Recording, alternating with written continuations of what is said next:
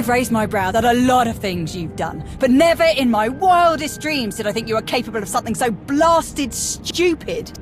Mind yourself, Major. I won't permit this insubordination while there's still so much work left to do. Mind myself? Stars, you're brainless. We found Darth Norok, Colonel, and he wasn't too happy to hear about what you've been up to. You had the brass to speak for a member of the Dark Council without his permission, but that wasn't reckless enough for you.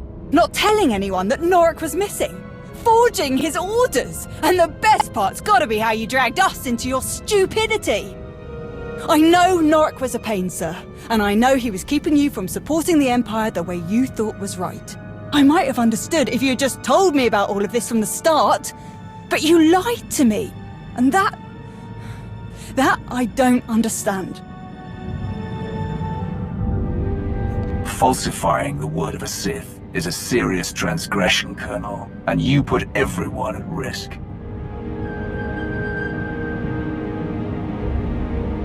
Where is Darth Norok? He attacked us when we destroyed the Republic's guns. We had to kill him. Then how can you blame me for what I've done? You saw for yourself what Norok does to anyone who opposes his greed, and you stuck by what you thought was right. Just as I did. Other than making a complete fool of yourself, what exactly did you do? Whatever mess you found Norok in was the result of his own arrogance. When I lost contact with him, I simply took advantage of his absence. My entire career, I've done nothing but prove my admiration for the Sith. I served without question, believed they had a right to rule the Empire. Until I had a chance to lead this operation, I cherished the idea that I was helping soldiers live to see another day. Norok, however, kept saying I needed to think bigger. He wanted all of Manaan under his rule, but we didn't have the resources to sustain a prolonged occupation of the entire planet. It would have achieved nothing. Nothing more than a boost to Norok's ego.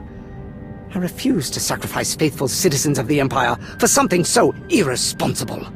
And I do not regret that decision. Or the decision to use Norok's name, if it means not one life will be wasted on a Sith's ambition. I see you finally solved your communications problem, Colonel. Now that the lines are open again, I need an update on your progress. Strictly going by who I see in the room, I'm assuming everything is going well.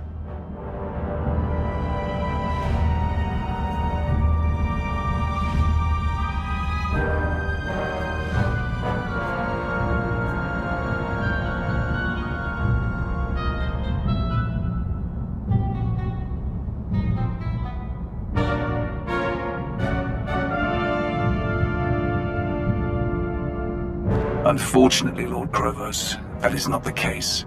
Colonel Cord has committed serious infractions that you need to know about. Darth Norok was captured by the Republic, but Cord told us he was still receiving Norok's orders.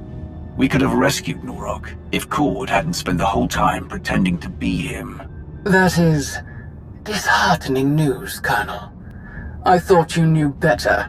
I thought so too, my lord. But when your people are facing the likelihood of being cannon fodder, what you think you know comes into question. Major Henry, I am sorry that this falls to you. Arrest Colonel Cord. I want him brought to my location at once. I have the hand of the Empire's authority to arrest anyone who challenges Sith rule. Cord will stay in my custody on Odessen. If that is your decision, I trust you will deal with Cord accordingly. This is probably the best you could have hoped for. Sir, Tauris, Dar, escort him out. I'll be right behind you.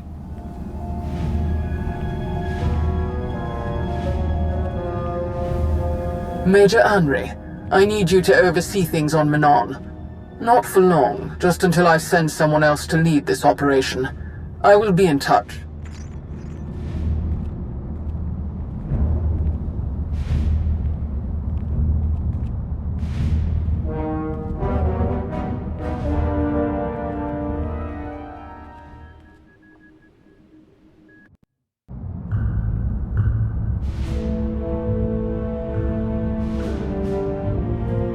Reinforcements have arrived, officers have been briefed, assignments have been doled out. I think that's everything. All Theshes squared, all dawns crossed. It's going to take some doing, but this operation will be in first-rate condition once Darth Krovos finds a replacement for Colonel Cord. I have no doubt you'll get things running smoothly. Krovos might even make your position permanent. Do you have any idea how good it feels to hear that from someone as important as you? I've seen you in action so many times, and you still never cease to amaze. Not to mention all the times you've come through for me. You're probably tired of everyone constantly falling over themselves for you. I'm sure you don't need to hear me go on about how amazing I think you are. But I can count the number of people I trust on one hand. Every time we meet, you more than earn your place on that list. Hope you know how much I appreciate that. You've always been a valuable asset, Henri, and I'm grateful for all your help. Now you're just trying to make me blush. Anyway, I know you have a lot to get back to, and I don't want to keep you from it. Thanks for sticking around and seeing this through. I knew you had a lot on your plate, but this is something else. I'll leave you to it.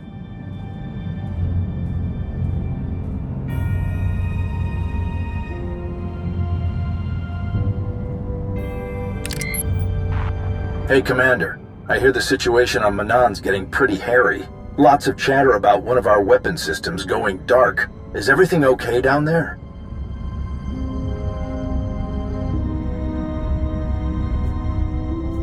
Everything's under control, Jonas. Hey, I know you've got this, but I wouldn't be doing my job if I didn't offer help when you need it, or check in on you now and again. So, anything else interesting happen during your visit to Manaan? I've secured a major shipment of Kolto for the Republic. It's waiting for pickup on Odessen. Well now, all things considered, that is some pretty good news. There's also someone I'd like you to meet, an Imperial Colonel named Cord. This Kolto mining operation was his idea. He'll be waiting for you on Odessen. Just when I start to wonder what else you can do for us, you've always got something else up your sleeve. I can't thank you enough for this, Commander. Seriously.